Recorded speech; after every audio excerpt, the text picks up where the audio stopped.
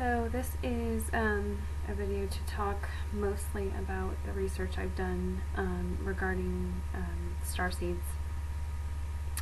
From what I've heard from so many of you, and I know I've had a couple mentions of starseed as my favorite term. It's not my favorite term, it's what I am, and I believe what a lot of us are, because we are having so many similar experiences, and from everything I've read, I'm going to share with you also. Hopefully this will start to make sense, and for those of you that are just struggling with all of the changes and the symptoms and everything that's going on right now with the shift, I'm hoping that this will make a little bit of sense to you at least. And yeah, so the other thing I wanted to mention from my last video that I forgot was that during this, the wave of energy that came in, and during just trying to learn how to hold your energy in this space that we're in now, with all of the changes coming in our bodies, traditional grounding doesn't work for me anymore. I used to anchor myself to the center of the earth and then shoot my crown chakra up to a higher realm. It doesn't feel right to ground like that anymore. The energy is going to be coming in, and we need to be working from our heart chakra. So I just was having the worst time a couple days ago with all this energy that hit, the wave that hit, and I finally just broke down, because I tried, all the different grounding techniques that I had learned from the beginning of my journey till just a few months ago, and nothing felt right. And so I finally broke down and I asked my guides, where am I supposed to be focusing my energy? How am I supposed to be staying centered, was the word that really resonated with me during this shift.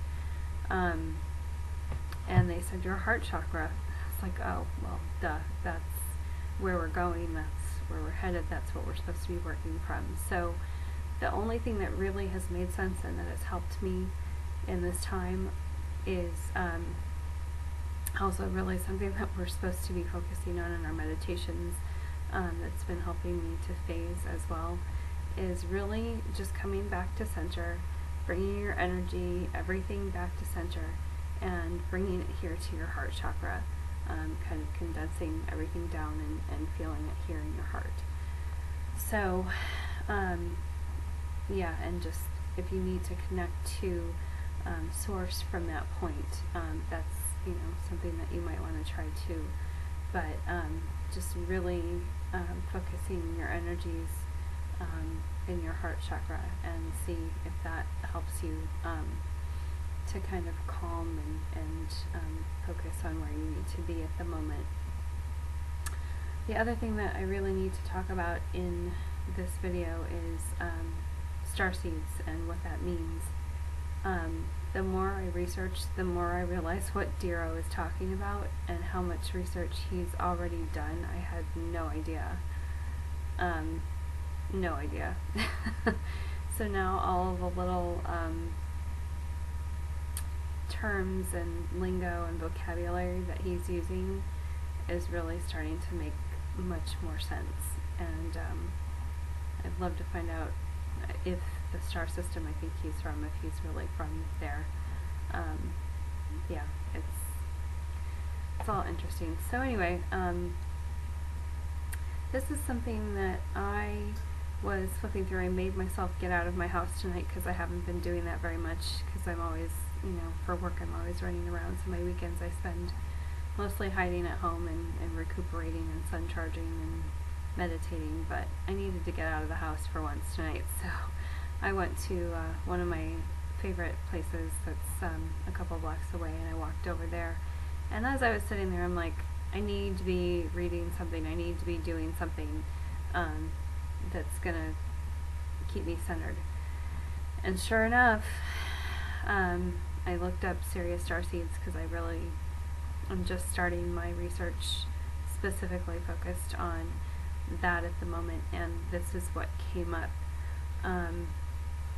I've seen this woman before, and her name, if I can find it, is, I think she said she's a Starseed herself, and she's pretty cool.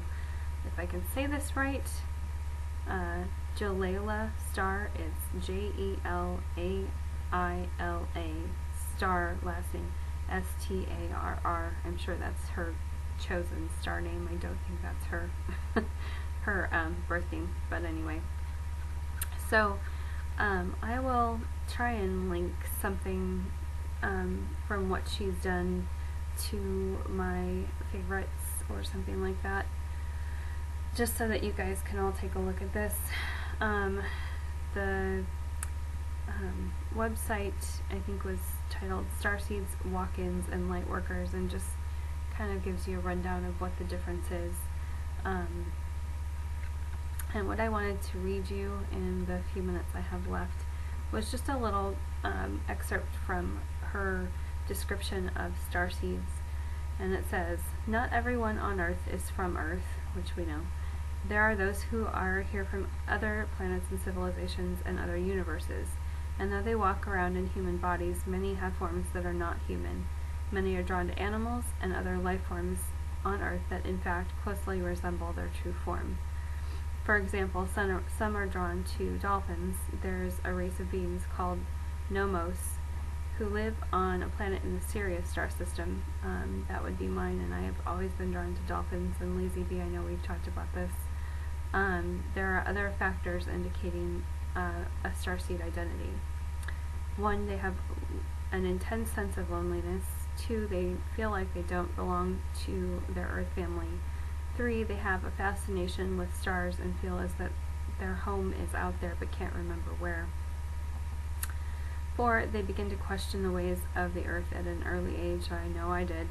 Many are the black sheep of their family, and oh my God, was I. I swear, on many levels, my mother could not stand me from the time I was a child. Yes, she took care of me and she gave me what I needed, but there were moments when, man, did I strike a nerve with her, and she did not want me there. And when I moved away, everything was hunky-dory. When my sister moved away, I heard that my father, who I don't think is, I mean, he may have been biologically my father, but they go on to talk about this in here, how we usually, as Starseeds, have, fathers from out there, and it could be mother, but they usually choose one.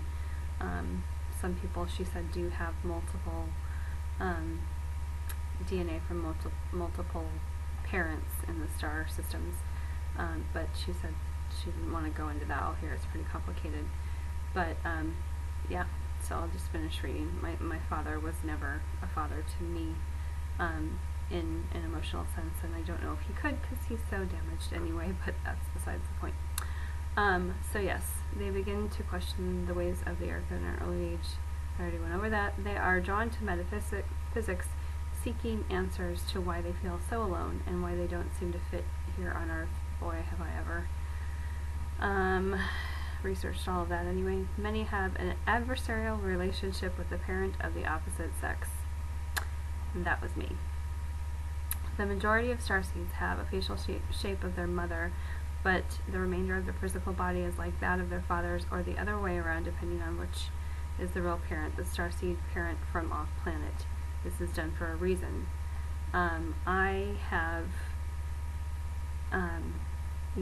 People always told me I looked exactly like my mother, whereas my sister always looked exactly like my father, so clearly there was some major distinction. Lower than normal body temperature and inability to handle heat. I have never been able to tolerate heat.